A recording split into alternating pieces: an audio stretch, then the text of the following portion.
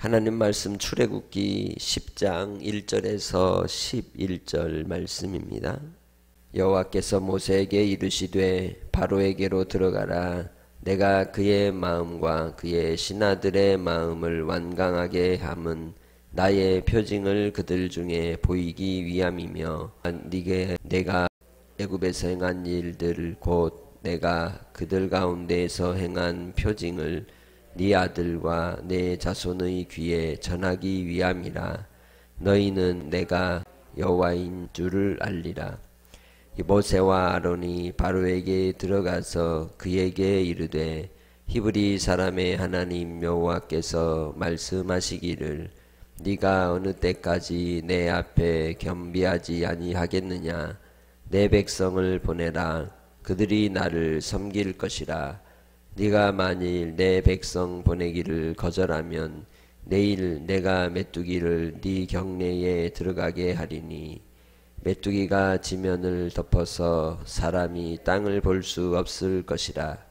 메뚜기가 네게 남은 그것 곧 우박을 면하고 남은 것을 먹으며 너희를 위하여 들에서 자라나는 모든 나무를 먹을 것이며 또 내 집들과 내 모든 신하의 집들과 모든 애굽 사람의 집들에 가득하리니 이는 내 아버지와 내 조상이 이 땅에 있었던 그날로부터 오늘까지 보지 못하였던 것이리라 하셨다 하고 돌이켜 바로에게서 나오니 바로의 신하들이 그에게 말하되 어느 때까지 이 사람이 우리의 함정이 되리까. 그 사람을 보내어 그들의 하나님 여호와를 섬기게 하소서. 왕은 아직도 애굽이 망한 줄을 알지 못하시나이까 하고 모세와 아론을 바로에게로 다시 데려오니 바로가 그들에게 이르되 가서 너희의 하나님 여호와를 섬기라. 갈 자는 누구냐. 모세가 이르되 우리가 여호와 앞에 절기를 지킬 것인즉 우리가 남녀노소와 양과 소를 데리고 가겠나이다. 바로가 그들에게 이르되 내가 너희와 너희의 어린아이들을 보내면 여호와가 너희와 함께 함과 같으니라. 보라, 그것이 너희에게는 나쁜 것이니라. 그렇게 하지 말고 너희 장정만 가서 여호와를 섬기라. 이것이 너희가 구하는 바니라. 이에 그들이 바로 앞에서 쫓겨나니라. 아멘. 우리는 일제시대 때 신사참배라고 하는 큰 갈등 속에 또 신앙적인 위협 속에서 선택의 기로에 섰을 때 목숨을 걸고 믿음을 지키고자 하였던 이들이 있습니다. 소위 추록성도라고 하는 옥중에서 고통을 당하였던 우리 믿음의 사람들이 있었습니다. 그 가운데는 평양 산정연 교회를 맡았던 주기철 목사님이 계셨고 그 산정연 교회를 담임하는 가운데 마지막으로 했던 설교가 바로 일사가구의 신앙이었죠.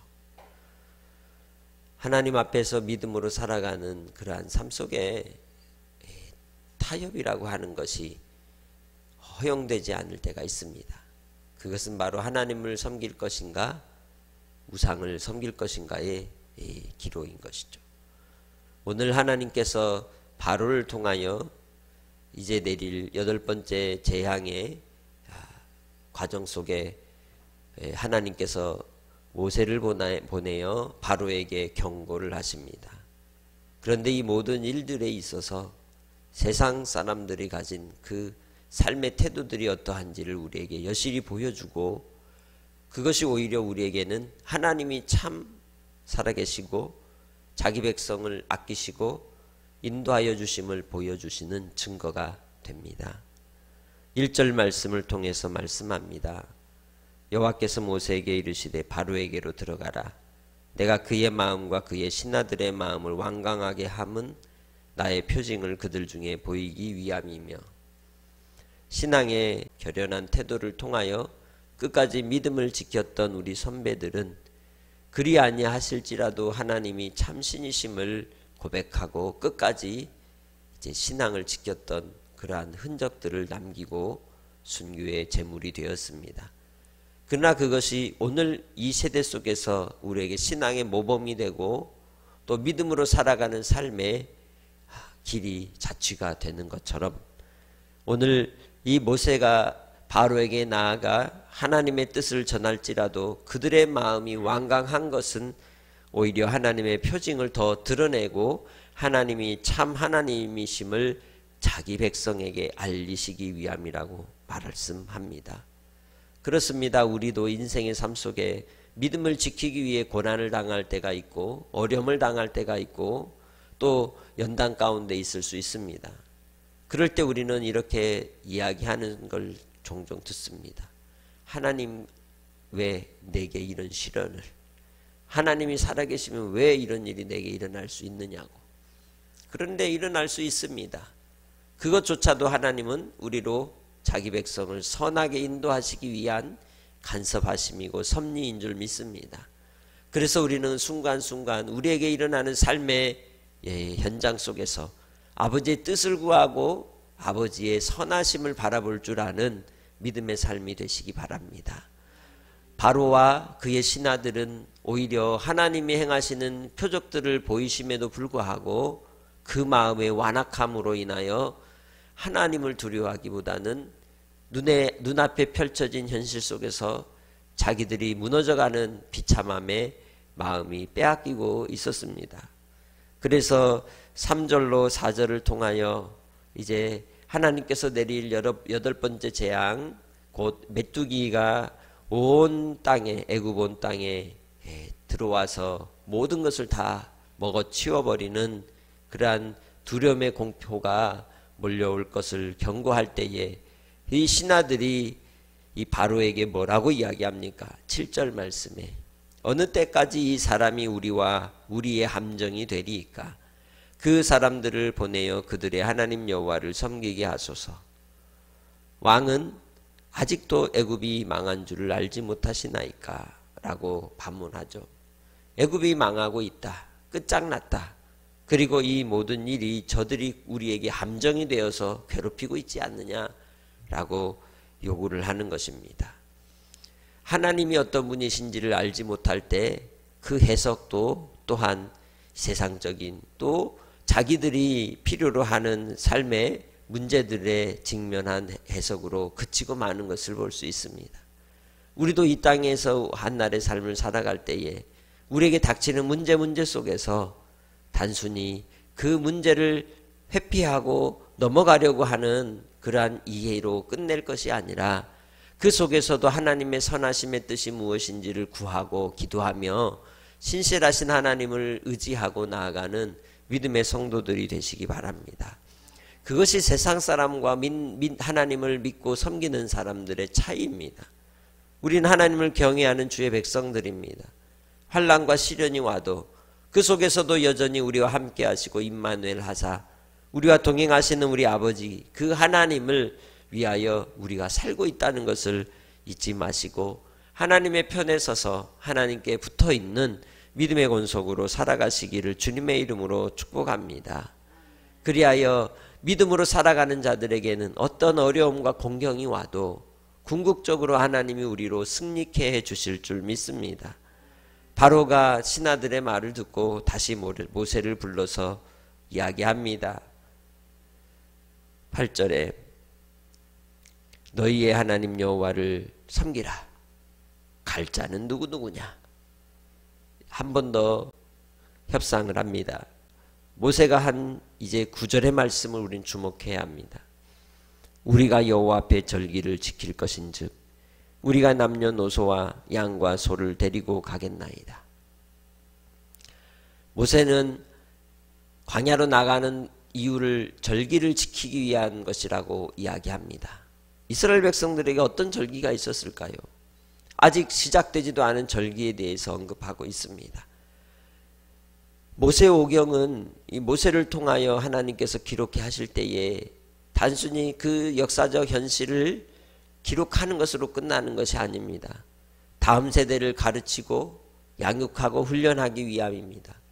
그리고 이 가르치고 양육하는 데 있어서 시간이라고 하는 기억의 이 장치들은 그들을 하나님 앞에 온전히 붙잡기 위한 아주 중요한 장치입니다.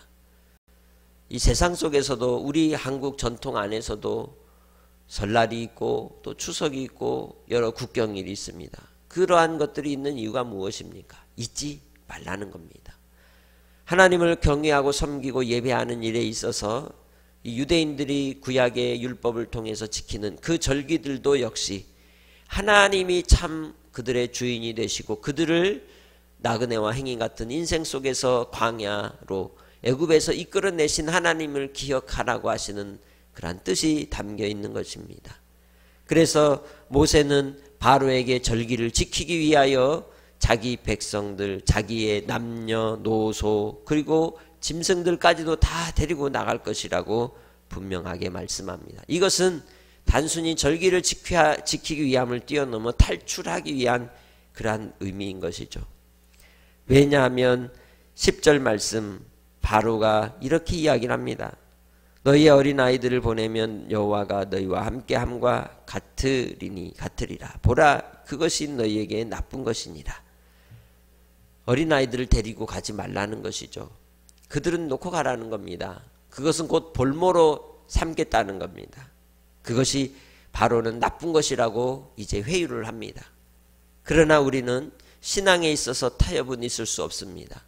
끝까지 믿음 속에서 하나님을 섬기고 경외하고 예배하는 일에 있어서 어찌 타협이 있을 수 있겠습니까? 순간순간 우리에게 들어오는 세상의 유혹 속에 하나님을 향한 믿음을 끝까지 지키며 섬기는 성도들이 되시기 바랍니다. 우리에게 구슬리는 말이 있을지라도 결코 그것이 하나님의 뜻을 위반하는 것이요 하나님의 뜻을 저버리는 것이라면 거절할 수 있는 믿음의 삶이 되시길 주님의 이름으로 축복합니다.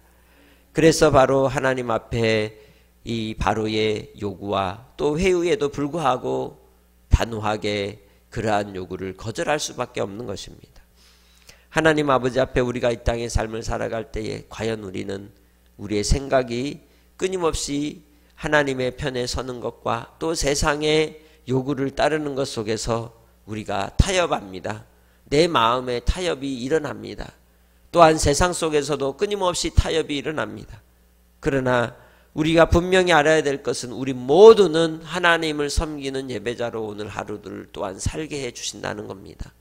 주님 안에서 우리가 하나님을 섬기는 자로서 한 날을 지날 때에도 하나님을 예배하는 자로 나를 부르셨음을 기억하시기 바랍니다. 하나님을 섬기는 자로 나를 부르셨음을 기억하시기 바랍니다.